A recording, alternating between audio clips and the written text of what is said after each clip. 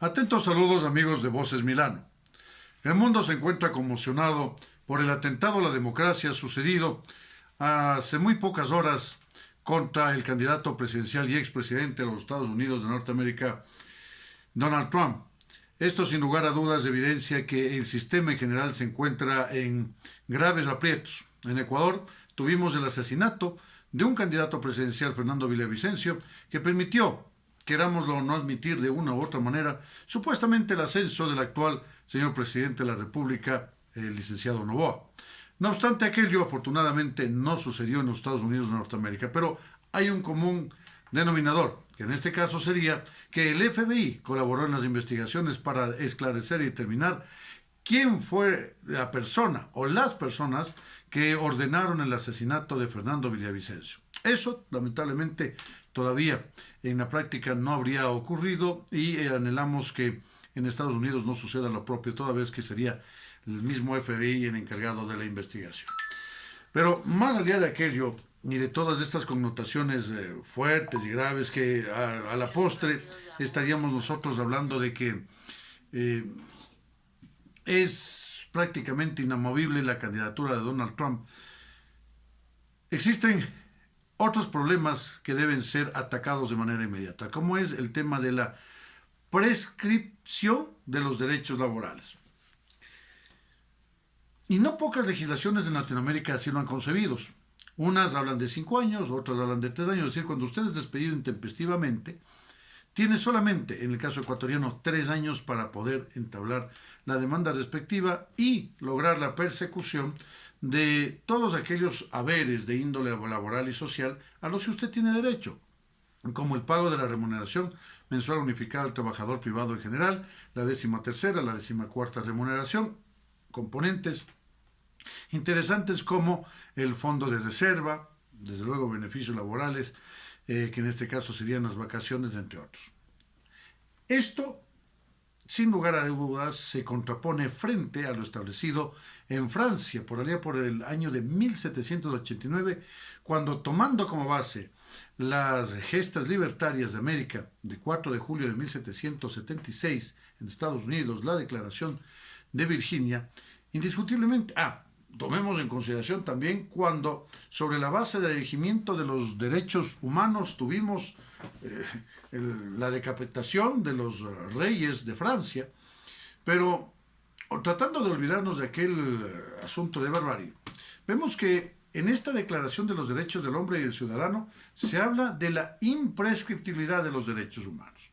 Entonces, esto da pauta para que en el año de 1948 la Organización de las Naciones Unidas genere una declaratoria general de los derechos humanos. Posteriormente, esta a su vez es la base para una nueva declaración, para una nueva convención, el famoso Pacto de San José, para el caso americano de la OEA, y hablamos efectivamente de la Convención de los Derechos Humanos dentro del continente americano. Pero, ¿qué implica esto? Si bien es cierto, el artículo 2 de la Declaración de los Derechos del Hombre y Ciudadano de Francia, en 1789, habla de la imprescriptibilidad. Ojo, recordemos que la Declaración Universal de los Derechos Humanos se refiere en su preámbulo, en cambio, a la inalienabilidad. Es decir, que los derechos humanos, en este caso el derecho al trabajo, no pueden turbarse, no pueden ser atacados, no pueden ser molestados, no pueden ser disminuidos, no pueden perturbar su vigencia frente a figuras jurídicas como el caso de la prescripción. Bueno, para aterrizar un poco más en el caso ecuatoriano concretamente, nosotros hablamos de que en el artículo 326, ordinal, segundo y tercero, se refiere a que los derechos laborales se basan en los principios de irrenunciabilidad y, ojo, de imprescriptibilidad. Y a más de ello, ¿por qué decimos imprescriptibilidad? Porque habla de que los derechos humanos son intangibles, y al ser intangibles no se los puede tocar, no se los puede vituperiar, soslayar, menoscabar, inobservar, reducirlos, etc. Y habla también de la inalienabilidad de los derechos. No pueden ser enajenados, no pueden ser tocados, no pueden ser perturbados. Pero nos dice algo importante, que en el caso de conflicto entre normas, se aplicará la que más favorezca a la efectiva vigencia de los derechos humanos. El artículo 426 y 427 de la Constitución determina de forma clara, meridiana y expresa que a la norma constitucional se le interpretará en su sentido holístico, que más favorezca la efectiva vigencia de los derechos, principios y garantías constitucionales, en claro tenor a lo establecido en el artículo 11.5 de la Constitución de la República, que señala y ordena el establecimiento del principio pro hominem, es decir, aquello que cuando exista conflicto entre normas diversas, que pueden ser en el tiempo, que puede ser en el espacio, puede ser en la especialidad, en la materia, etcétera, se aplicará la norma que más favorezca la efectiva vigencia. ¿De qué? De eso, de los principios, derechos y garantías constitucionales que benefician a los trabajadores. Consecuentemente, cuando nosotros vemos en la codificación del Código de Trabajo que existe 3 años para poder demandar, la respuesta no puede ser otra, sino, ojo, una ley simple y sencillamente ordinaria no puede jamás estar por encima de la Constitución. Es decir, la Constitución determina que los derechos humanos, en este caso el derecho al trabajo, son intangibles, no puede tocárselos por parte de la figura jurídica de la prescripción. Indiscutiblemente, esa disposición legal sí es inconstitucional y es atentatoria contra la Declaración Universal de los Derechos Humanos y también con la Declaración de los Derechos del Hombre y Ciudadano de Francia. Entonces, ¿qué sucede? Por ejemplo, si usted en el año de 1970 se encontraba trabajando en la administración pública y esta, digamos una fuerza del orden, puede ser ejército, policía nacional, etcétera, sucede que le dice, tú Juan Constantinopla o Mario Atenas eres desvinculado a este momento. ¿Por qué? Porque yo quiero. Está bien. Han pasado hasta acá 40 y, digamos, casi 50 años.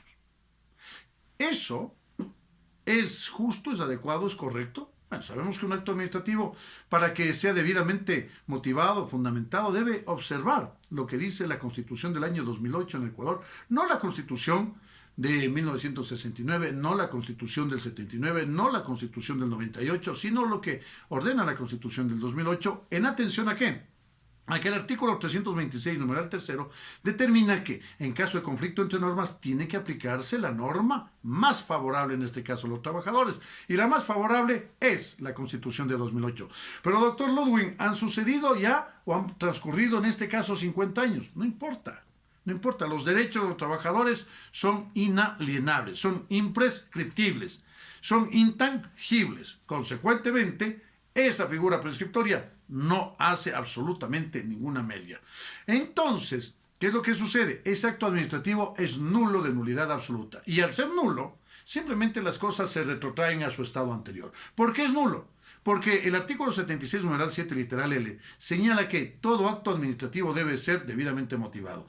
Y no existe motivación cuando en el acto administrativo no se enuncian las normas o principios jurídicos en que se fundan y no se explica la pertinencia de su aplicación al hecho fáctico, es decir, al caso en concreto. En otras palabras, acordémonos nosotros del famoso silogismo subsuntivo aristotélico, que no es otra cosa sino tener una premisa mayor, que no son sino las normas constitucionales, las normas del derecho internacional, porque el artículo 425 de la Constitución determina el orden jerárquico de aplicación de la norma en Ecuador. Y tenemos nosotros la Constitución, los convenios, tratados internacionales, posteriormente leyes orgánicas, después leyes ordinarias y las demás normas y actos del poder público. Pero el artículo 424, en el inciso segundo, determina que en tratándose de derechos humanos, cuando existan condiciones de mayor favorabilidad frente a la misma Constitución, estos prevalecen por encima de la Constitución. Entonces, y en consecuencia, como la legislación ecuatoriana sí prevé la intangibilidad y la inalienabilidad de los derechos laborales, indiscutiblemente la figura prescriptoria no tiene absolutamente nada que ver. Consecuentemente, lo que decimos nosotros acá no es otra cosa, sino que todo acto administrativo que va en contra de la Constitución es nulo. Artículo 424, inciso primero. Como es nulo, indiscutiblemente, ¿qué sucede? Se retrotraen las cosas a su estado anterior. Entonces, Juan Constantinopla o Mario Atenas debe ser reintegrado, por ejemplo, a la fuerza militar y, consecuentemente, con el grado que le corresponda. Si es que entró como soldado, debería salir como suboficial mayor, o debería tener este momento el grado de suboficial mayor y percibir todas aquellas remuneraciones que lo dejó de hacer durante todo este interín. ¿Por qué? Por la arbitrariedad estatal, verbigracia, de la ignorancia en la promulgación de un acto administrativo de la administración pública de aquel entonces. Eso pudo haber pasado en la década de los 60, 70, 50, 90, etcétera, como puede haber pasado ayer o el día de hoy. Entonces, queridos amigos de Voces Milano, recordemos que los derechos humanos definitivamente son imprescriptibles, a pesar de que las leyes de los países latinoamericanos digan lo contrario. Claro, esto obedece indiscutiblemente a intereses empresariales, a intereses económicos muy fuertes en Latinoamérica. No obstante, siempre hay que luchar porque nuestros derechos humanos y los derechos laborales se privilegien por parte de las diversas autoridades. Un fuerte abrazo, queridos amigos de Voces Milano. Mi atento saludo, en especial al señor doctor Leonel Ramos, el principal de este importante medio de comunicación. Muchas gracias a todos.